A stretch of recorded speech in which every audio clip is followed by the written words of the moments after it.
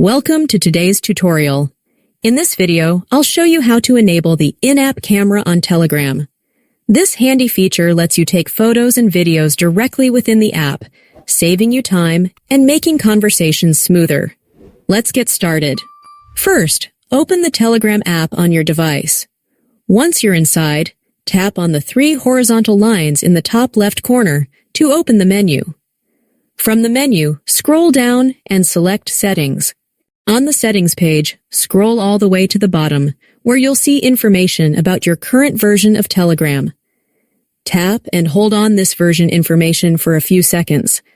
A pop-up message will appear, prompting you to long press again to access the debug menu. Go ahead and tap and hold once more. This will open the debug menu, where you'll find several advanced options. Look for the one labeled Enable In-App Camera, and tap on it to activate the feature. Once it's enabled, exit the menu and return to your chats. The in-app camera will now be ready to use whenever you need it. And that's it. You've successfully enabled the in-app camera on Telegram. It's a quick and simple process that makes capturing moments directly within the app much easier. If this video helped you, don't forget to give it a thumbs up and subscribe to our channel for more helpful tutorials.